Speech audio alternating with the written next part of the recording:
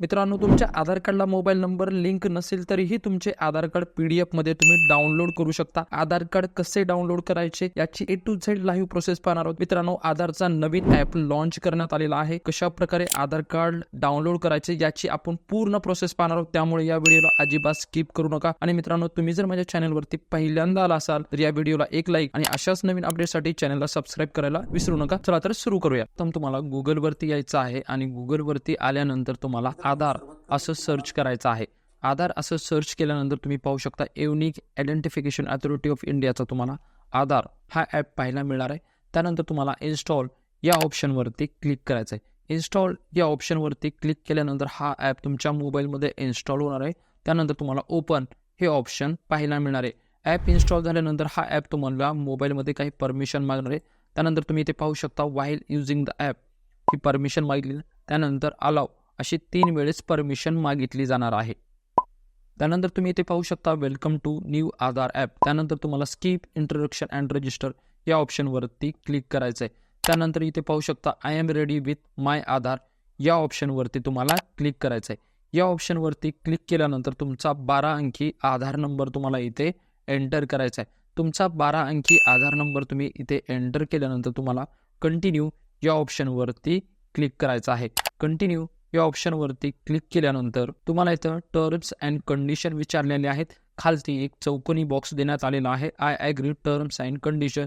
त्यानंतर तुम्हाला प्रोसीड या ऑप्शनवरती क्लिक करायचे। प्रोसीड या ऑप्शनवरती क्लिक केल्यानंतर तुम्हाला इथे 2 ऑप्शन देण्यात आलेले आहेत। सिम सिलेक्ट करण्यासाठी तुम्ही कुठलंही एक सिम सिलेक्ट करू शकता आणि त्यानंतर तुम्हाला सेंड SMS या ऑप्शनवरती क्लिक करायचं आहे। सर्वात प्रथम तुम्हाला सिम व्हेरिफिकेशनचा मेसेज येणार आहे, म्हणजे तुमचा मोबाईल नंबर व्हेरीफाय होणार आहे। त्यानंतर हे दोन्ही पण ठिकाणी तुम्हाला ग्रीन मार्क येणार आहे। खालती पाहू शकता कंटिन्यू टू फेस ऑथेंटिकेशनसाठी तुम्हाला इथे ऑप्शन देण्यात आलेला आहे।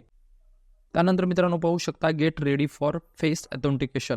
त्यानंतर खालती तुम्हाला फेस ऑथेंटिकेशन या ऑप्शनवरती क्लिक करायचं आहे। या ऑप्शनवरती क्लिक केल्यानंतर तुमचा चेहरा स्कॅन करण्यासाठी तुम्हाला इथे एक ऑप्शन देण्यात आलेला आहे। इथे एक रेड सर्कल देण्यात आलेला आहे। या रेड सर्कल मध्ये तुम्हाला तुमचा चेहरा स्कॅन करायचा आहे। तुमचे जे डोळे आहेत ते उघडझाप करायचे आहेत आणि इथे जर ग्रीन आलं तरच तुमचा जो चेहरा आहे तो स्कॅन होणार आहे। तर मित्रांनो पाहू शकता माझा जो फेस आहे ते ऑथेंटिकेट झालेला आहे आणि इथे पाहू शकता एक नवीन पेज ओपन झालेलं आहे। त्यानंतर पाहू शकता इथे तुमच्या आधारचा QR कोड देण्यात आलेला आहे। या QR कोड वरती तुम्ही क्लिक केल्यानंतर तुमची माहिती पाहू शकता। त्यानंतर खालती तुम्हाला शेअर ID हे ऑप्शन देण्यात आलेलं आहे। या ऑप्शन वरती क्लिक केल्यानंतर खालती इथे एक ऑप्शन देण्यात आलेला आहे डाउनलोड आधार। या ऑप्शन वरती तुम्हाला क्लिक करायचं आहे। या ऑप्शन वरती क्लिक केल्यानंतर तुम्ही इथे खालती पाहू शकता एक great your Aadhaar PDF is ready. त्यानंतर तुम्हाला कंटिन्यू या ऑप्शन वरती क्लिक करायचं आहे। कंटिन्यू या ऑप्शन वरती क्लिक केल्यानंतर तुमचं जे आधार कार्ड आहे ते PDF स्वरूपामध्ये तुमच्या मोबाईल मध्ये डाउनलोड होणार आहे आणि हे जे आधार कार्ड असणार आहे ते पासवर्ड प्रोटेक्टेड असणार आहे